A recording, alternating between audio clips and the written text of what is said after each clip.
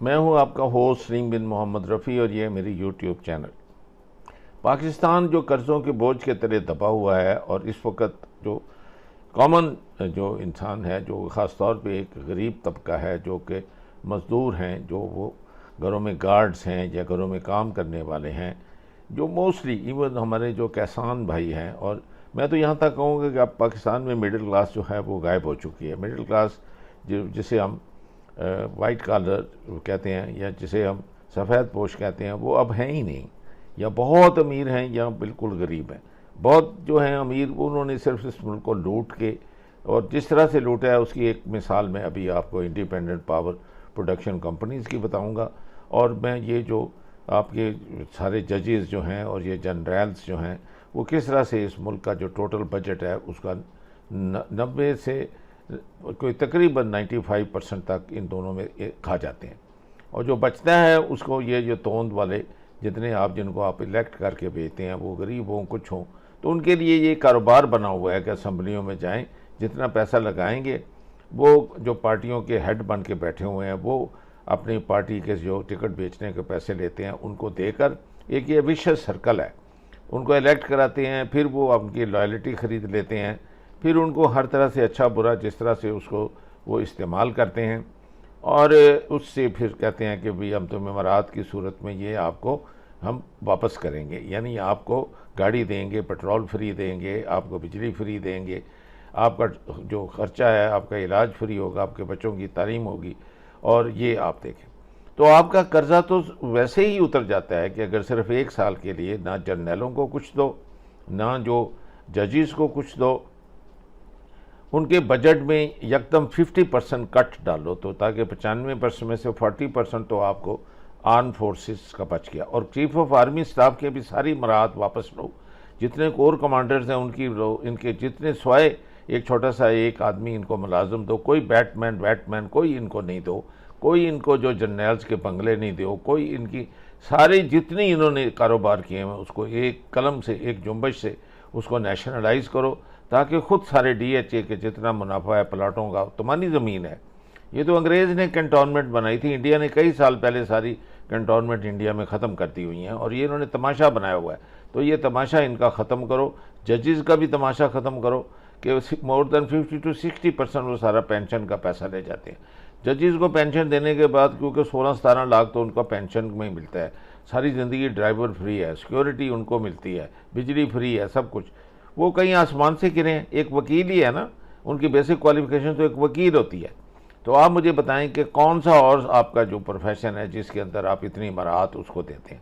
और ये अनपढ़ लोग जो जाके असम्बलियों में और सेनेट में चले जाते हैं, आप उनको देखें कि ये जो बम्बिनो क्लब के टिकट बेचने वाले, जो इंतहाई नंगे दीन नंगे वतन, और ये यहाँ एक पॉलिटिशियन का जो कि लोहार का बेटा है, और वो उसका पता है आपको कि मॉरली उसने 6-7 औरतों की तलाक दिलाई है, यानी वो मॉरली इतना करप्ट है, उस पूरी वो फैमिली इतनी करप्ट है।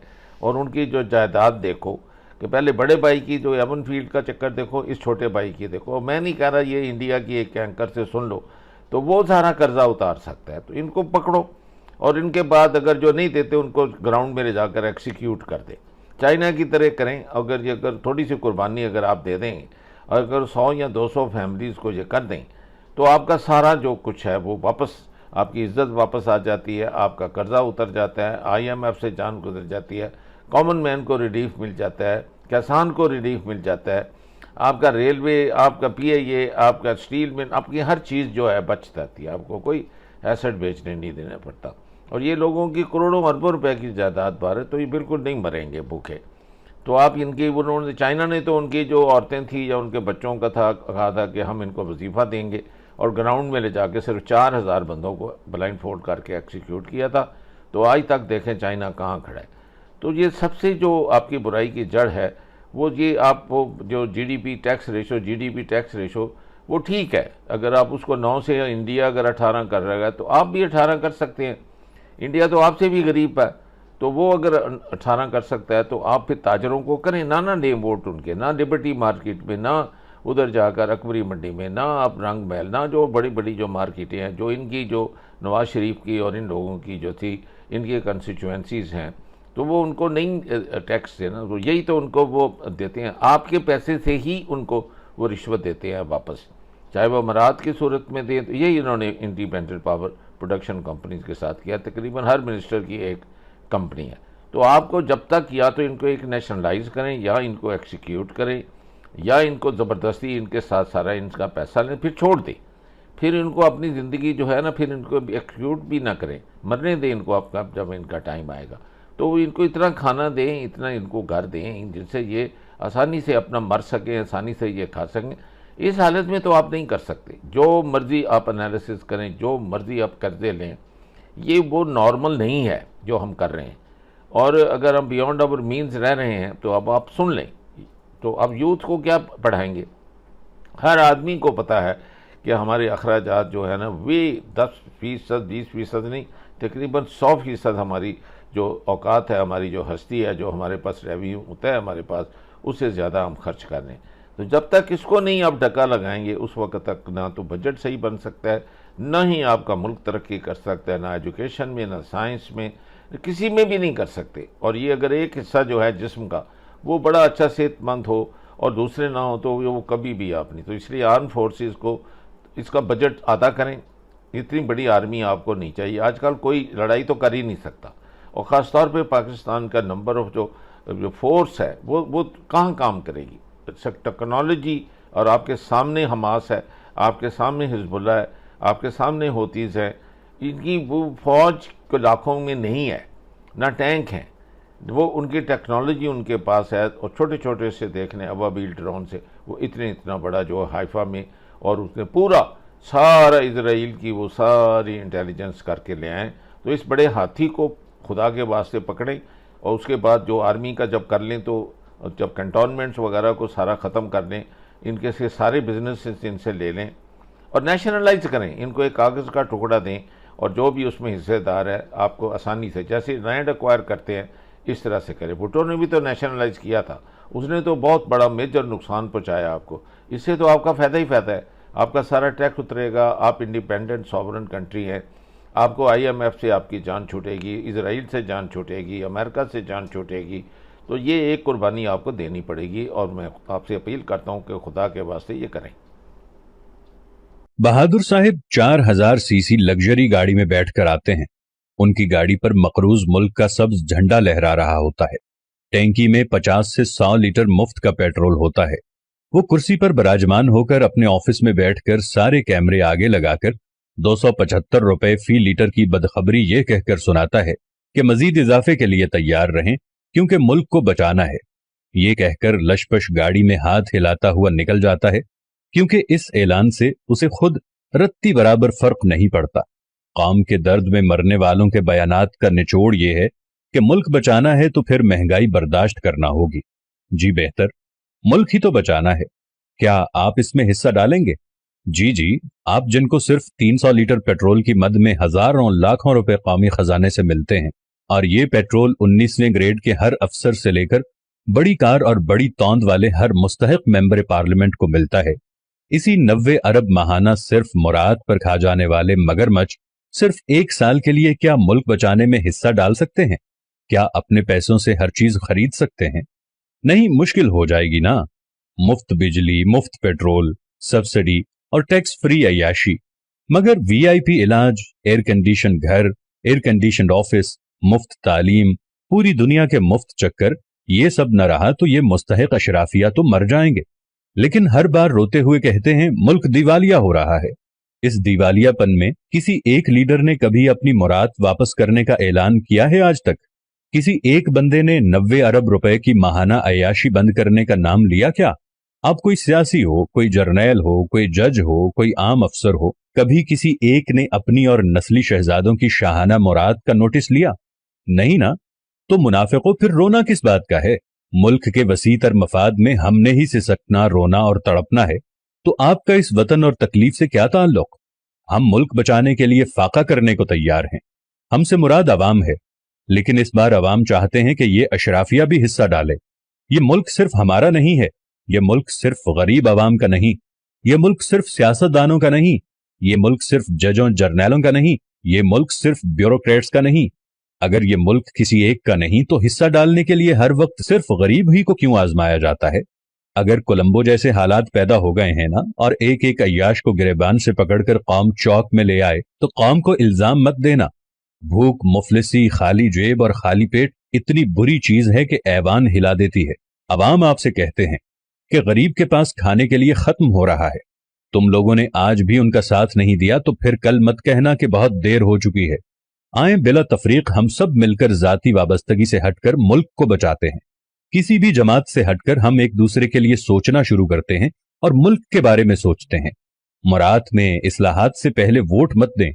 सोशल मीडिया हो या मुल्क की गलियां, यहां हर जगह एक जबान हो जाएं, एक आवाज बन जाएं, वरना ये मगरमच्छ तुम्हारी खुशियां और इस मुल्क को खा जाएंगे। आज अगर इलेक्शन होने का टाइम ऐसे नहीं आ रहा तो पूरे मुल्क के अवाम एक जबान होकर इस चीज पर मुत्तफिक हो जाएं कि तमाम अशराफिया का हर किस्म की अय्याशी, मुफ्त पेट्रोल, मुफ्त बिजली, हर चीज दुनिया के दौरे खत्म कर दिया जाए और सादा तरीके से तनख्वाह पर गुजारा किया जाए। तब जाकर हम एक कौम बनेंगे। एक तरफ अशराफिया का ये निजाम और दूसरी तरफ गुरबा का ये निजाम कि इसके पास सुबह का खाना है तो शाम का नहीं है। प्यारे दोस्तों, हम सबको मिलकर एक मुहिम चलाना होगी। इस मुहिम में हम सबको, बाकी सबको अपने तई जगाने की कोशिश करना होगी। ये पाकिस्तान है तो हम हैं। आज पाकिस्तान को डूबता हम सारे देख रहे हैं। क्या ख्याल है कि अगर आज किसी और पर गुर्बत आई है तो कल तुम पर नहीं आएगी? पाकिस्तान का पैसा डीवैल्यू होता जा रहा है। कहां 120 रुपए डॉलर से 300 रुपए डॉलर तक पहुंच रहा है। हम कहां पर खड़े हैं? खुदा का नाम लेकर अपनी अपनी जात को छोड़कर सिर्फ पाकिस्तानी बनकर सोच लो। पहले पाकिस्तानी बनो, बाद में अपने लिए सोचना। अगर तुम अपने लिए आज खुद नहीं सोचोगे तो याद रखना तुम्हें दुनिया में कोई भी पसंद नहीं करेगा, क्योंकि आज हम अपना इमेज बहुत तेजी से खो रहे हैं। देखिए जरा, जो शहबाज शरीफ है आपके प्रधानमंत्री, वो लंदन में उनके पास 2 आलीशान प्रॉपर्टीज है। मुझे लगता है कम ही बता रही होंगी मैं, कई होंगी शायद, करोड़ों का बैंक बैलेंस है, ये किसी से छुपा हुआ नहीं है। औद्योगिक क्षेत्र में भारी निवेश है उनका, इन्वेस्टमेंट कर रखा है। लेकिन देश में जब चल नहीं रहा है कुछ भी, तो उस समय शहबाज शरीफ की सब कुछ चल रहा है। पाकिस्तान में 553 कनाल जमीन है, ये सिर्फ पाकिस्तान की बात कर रही हूं, बाहर क्या है हमें नहीं पता है, इससे कहीं ज्यादा होगा। नवाज शरीफ लंदन में 21 प्रॉपर्टीज सर, इनमें से एक भी देकर जरा डोनेट कर दे पैसे तो बहुत अच्छा होगा। अरबों का बैंक बैलेंस नवाज शरीफ का है। 1654 कनाल जमीन नवाज शरीफ की है और करोड़ों की लग्जरी गाड़ियां नवाज शरीफ के पास हैं। अब सोचिए, ऐसा मुल्क जिसके नेताओं के पास अंधाधुंध पैसा है लेकिन मुल्क गरीबी में है। बिलावल भुट्टो जो बड़े बड़े बयान भारत पर देते हैं, पाकिस्तान का रोना भी रोते हैं कि किस हालत में पहुंच गया। लेकिन दुबई में 2 लग्जरी विलास हैं। सोचिए, दुबई में दर्जनों प्रॉपर्टीज हैं। इसके अलावा ये बिलावल भुट्टो की बात बता रही हूं। 181 एकड़ जमीन, 1 एकड़ जमीन किसके पास होती है? वो सोचता है बहुत है मेरे पास। 181 एकड़ जमीन यूएई, यूएस में संपत्ति बिलावल भुट्टो की है। और बाजवा परिवार, आपके ex army chief sir, 1200 crore के मालिक हैं। क्या किया इन्होंने 6 साल में? कर्नल सिंह, सोचिए जरा सर, आर्मी चीफ ने क्या किया ऐसा 6 साल में कि इतनी प्रॉपर्टी इन्होंने बनाई। शादी होते इनकी बहू अरबपति बन गई थी। 9 दिन पहले 120 करोड़ की संपत्ति उनके नाम हुई थी। कैसे हो गई किसी को नहीं पता, कोई पूछ भी नहीं सकता पाकिस्तान में। और खुद बाजवा की पत्नी 250 करोड़ की मालिक है। अब मैं तो सीधा सवाल पूछूंगी कि एक ऐसा देश जहां मालामाल हो रहे हैं, वहां के नेता मालामाल हो रहे हैं, वहां देश कंगाली की कगार पर है, तो इसका जिम्मेदार कौन है? कर्नल सिंह, आप तो आर्मी में रहे, बताइए इतनी प्रॉपर्टी कैसे बनाता है कोई आर्मी का अफसर? मैं तो कहता हूं, देखिए, आर्मी किस लिए बनाई जाती है? आर्मी बनाई जाती है देश के लिए, चाहे वो पाकिस्तान की हो चाहे वो हिंदुस्तान की हो। आप ये फिगर्स जो दिखा रहे हैं, दे आर सो शॉकिंग। मेरे ख्याल मेरी पूरी इंडियन आर्मी के सारे अफसरों के पास इतनी प्रॉपर्टी नहीं होगी, इतना पैसा नहीं है जो ये बता रहे हैं, जो आप बता रहे हैं। मेजर आर्य, मुझे लगता है मैं तो कम बता रही हूँ, मैं तो कम बता रही हूँ मेजर आर्य, शायद इससे कहीं गुना ज्यादा है। इनके बच्चे कहाँ हैं, कितनी प्रॉपर्टी है मेजर आर्य? इतनी प्रॉपर्टी से कभी आपने सुना कि 2 प्रॉपर्टी बेच दी और ये पैसा दे दिया उन्होंने? हजारों एकड़ के खानदान वाले नहीं बनते यहाँ पे प्रधानमंत्री, कॉमन मैन बनता है। ये हमारी डेमोक्रेसी का पावर है।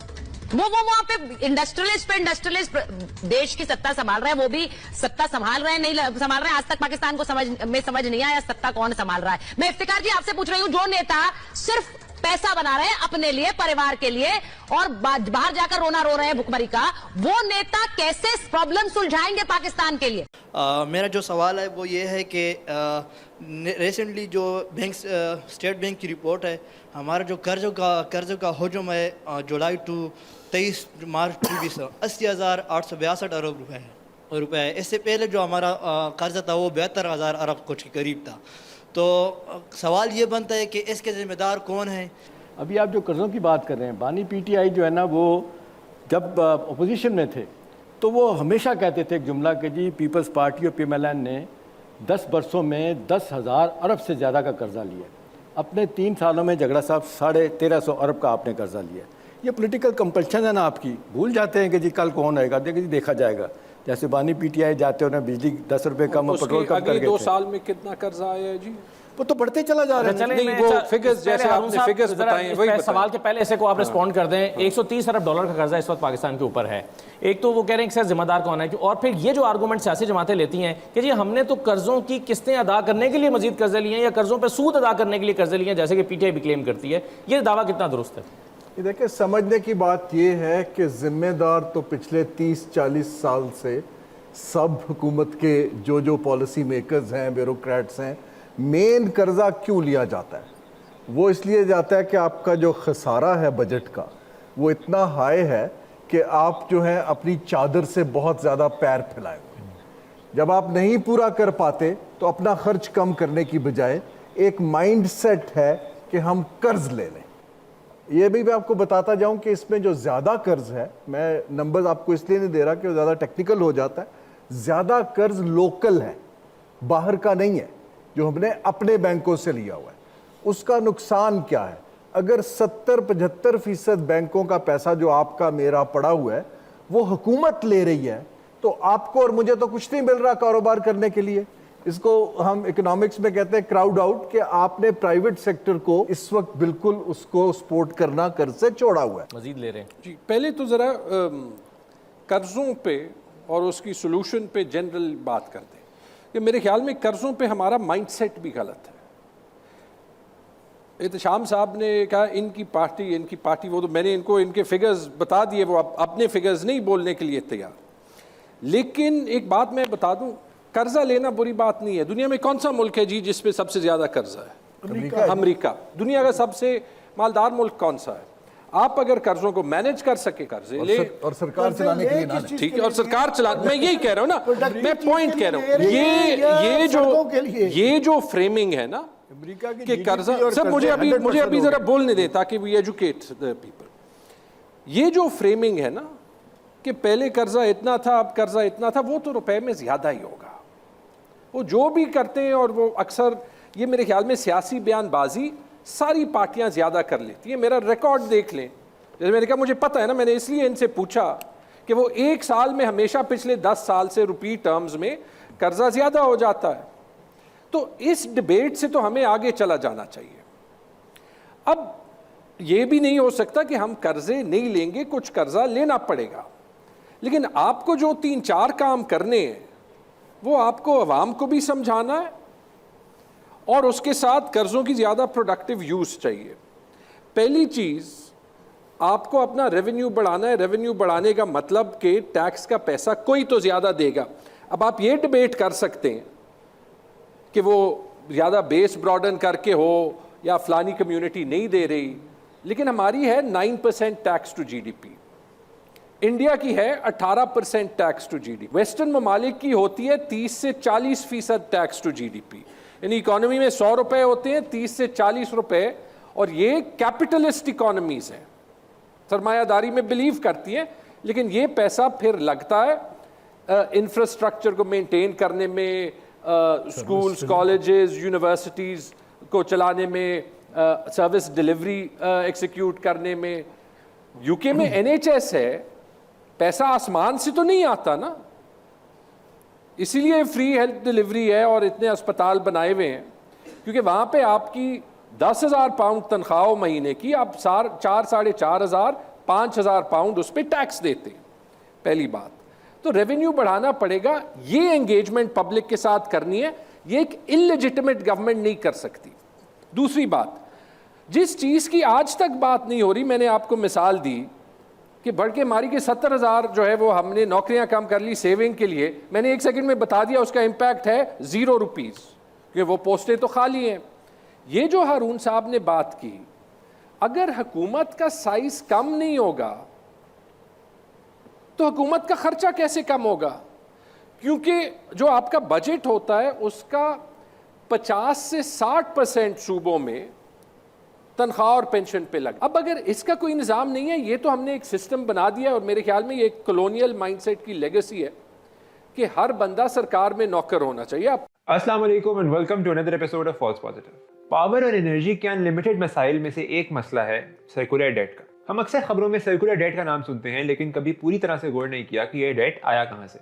आइए आज जानते हैं सर्कुलर डेट की कहानी। वैसे तो सर्कुलर डेट किसी ऐसे कर्ज को कहते हैं जो पूरी सप्लाई चेन को ऊपर से नीचे तक अफेक्ट करे।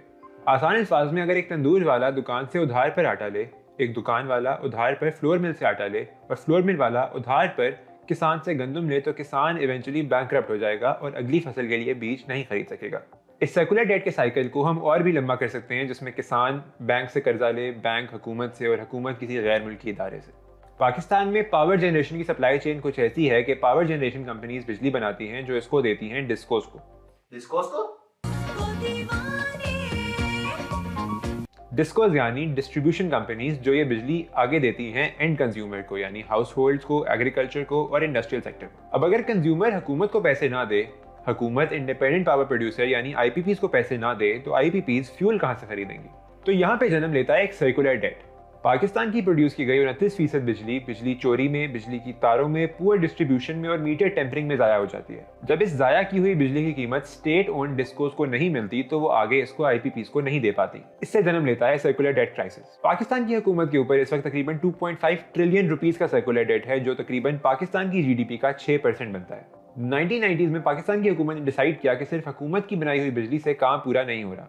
इसके लिए उन्होंने पब्लिक सेक्टर जेनकोस के साथ साथ इंडिपेंडेंट पावर प्रोड्यूसर सेटअप करने का फैसला किया। इन इंडिपेंडेंट पावर प्रोड्यूसर्स यानी आईपीपी का काम था सिर्फ बिजली बनाना। डिस्पैच और डिस्ट्रीब्यूशन का सारा काम हुकूमत की बनाई हुई डिस्कोस के हिस्से में आया। इन आईपीपीज के लिए आईपीपी पॉलिसीज 1994 और 2002 साइन की गई, जिसके तहत इन कंपनीज को इनकी इलेक्ट्रिसिटी प्रोडक्शन कैपेसिटी के ऊपर पेमेंट की जाएगी, ना कि एक्विजिशन के ऊपर। यानी कि हुकूमत जितनी बिजली लेकर इस्तेमाल करे उतनी पेमेंट नहीं करेगी, बल्कि जितनी बिजली वो आईपीपी प्रोड्यूस करे उतनी पेमेंट करेगी। साथ ही ये भी तय हुआ कि इक्विटी पेमेंट यूएस डॉलर्स की टर्म्स में की जाएगी, ना कि पाकिस्तानी रुपयों में। वक्ती तौर पर तो इन पॉलिसीज से अच्छी इन्वेस्टमेंट रेज हो गई, लेकिन इससे शुरू हुआ एक और मसला। ये एडिशनल पेमेंट जो हुकूमत गैर इस्तेमाल शुदा बिजली की करती है कहलाती है कैपेसिटी पेमेंट, और ये पेमेंट भी सर्कुलर डेट के साथ गिनी जाती है। कुछ मजीद हिस्सा इस सर्कुलर डेट का वो पेमेंट है जो हुकूमत ने इन आईपीपीज को सब्सिडी में देना है, लेकिन अब तक नहीं दे पाई। हर साल पाकिस्तान हुकूमत कुछ पेमेंट करती है, लेकिन नेट इफेक्ट हमेशा सर्कुलर डेट में इंक्रीज ही होता है, सिंपली बिकॉज चोरी और जाया होने वाली बिजली तादाद में बहुत ज्यादा है, और कैपेसिटी पेमेंट भी तब तक करनी पड़ेगी जब तक इंडस्ट्रियल सेक्टर इतना डेवलप नहीं होता कि सारी बिजली इस्तेमाल कर सके। सीपेक के अंडर मजीद 6 आईपीपीज लगाए गए, और साथ ही पिछले साल जो डॉलर तेजी से बढ़ा उससे सर्कुलर डेट भी मल्टीप्लाई हो गया। हुकूमत ने इसके 2-3 हल निकाले हैं। एक तो ये कि कैपेसिटी पेमेंट को इंडेक्स डॉलर रेट पर पाकिस्तानी रुपीस में कन्वर्ट किया जाए और आगे आने वाले वक्त में ये पेमेंट डॉलर्स की बजाय रुपए में की जाए। ऐसा करने के लिए हुकूमत ने चंद आईपीपीज को राजी भी कर लिया है। दूसरा यह कि हुकूमत सिर्फ उस बिजली की पेमेंट करे जो इस्तेमाल हो रही है। इस शर्त पर भी बहुत सी आईपीपीज के साथ नेगोशिएट किया जा चुका है। तीसरा सोल्यूशन यह है कि एसईसीपी ने तमाम आईपीपीज को रेकमेंड किया है कि वो अपने शेयर होल्डर्स को डिविडेंड पे करें। चूंकि हुकूमत का इन सब कंपनीज में भारी स्टेक मौजूद है, इसलिए पाकिस्तान के फाइनेंस मिनिस्टर शौकत तरीन का मानना है कि आहिस्ता आहिस्ता करके इस डिविडेंड के जरिए हुकूमत अपना सर्कुलर डेट एडजस्ट करवा लेगी। फिलहाल मसला ये भी है कि पाकिस्तान में ज्यादातर पावर जनरेशन इंपोर्टेड फ्यूल से होती है, जो कि ना सिर्फ महंगा है बल्कि हुकूमत को उसके ऊपर कीमती फॉरेन रिजर्व भी लूज करना पड़ता है, और इंडस्ट्रीज और आईपीपीज को सब्सिडी भी देनी पड़ती है। और साथ ही साथ डिस्कोस की इंप्रूवमेंट और पावर लॉसेस को रोकने के लिए जो इकदाम किए गए उनके वो रिजल्ट सामने नहीं आए जो एक्सपेक्ट किए गए थे। सर्कुलर डेट का मसला सिर्फ पावर सेक्टर या बिजली का मसला नहीं है। एलएनजी क्राइसिस, क्रूड ऑयल की सप्लाई डिस्ट्रप्शंस, पाकिस्तान का डेट टू जीडीपी रेशियो और ऐसे बहुत से मसले इसके साथ डायरेक्टली इंटरलिंक्ड हैं। और ये सब शुरू होता है एक बिजली के कुंडे से, बिजली का मीटर पीछे करवाने से, या हमारी अवाम और इदारों की बहुत सी ऐसी हरकतों से। मौजूदा हुकूमत ने इस मसले को हल करने के लिए जो इकदाम लिए हैं, आपके ख्याल में वो सही हैं? कमेंट करके हमें अपनी राय से आगाह कीजिए। अल्लाह हाफिज। हमारी ब्यूरोक्रेसी, हमारे हुक्मरान, सियासतदान इतने बेरहम कैसे हो सकते हैं कि आपको इतनी भी हमारे यहाँ असेसमेंट नहीं है, कि कैलकुलेशन नहीं है कि मुल्क की आबादी कितनी है, हमारी जरूरियात कितनी है और हमने कितने प्लांट्स लगाने हैं जिनको हमने कैपेसिटी चार्जेस और मोस्टली डॉलर रेट पे दिए हुए हैं, डॉलरों में पेमेंट कर रहे होते हैं। क्या मतलब इन लोगों में कोई रहम नहीं है कि जिन लोगों ने इनको अपना हुक्मरान बनाया है, इनकी तनख्वाहें देते हैं, टैक्स देते हैं, इन्होंने 16,000 मेगावाट इन्होंने सरप्लस कैपेसिटी के वो लगा लिए हैं, यहाँ पे आईपीपीज लगा लिए हैं, बिजली घर लगा लिए जो बंद पड़े हुए हैं और उनको पेमेंट्स हो रही हैं। मतलब हुकूमतें भी वो कहते हैं 100 क्रूएल, इतने जालिम ये कैसे हो सकते हैं हमारी ब्यूरोक्रेसी कि उनको पता ही नहीं है। छोटा लफ्ज है ये, क्रुएलिटी है, ये जुल्म है, ये कोई छोटी चीज नहीं है कि 16,000 मेगावाट सरप्लस पे हम पैसे दे रहे हैं और इनको ये भोले डांद हैं और इनको पता ही नहीं है कि हमने कितनी कैपेसिटी रखनी है। इतना बड़ा जुल्म ये कर रहे हैं सारे लोग और लगाई जा रहे हैं सर। सर आपने बिल्कुल दुरुस्त कहा।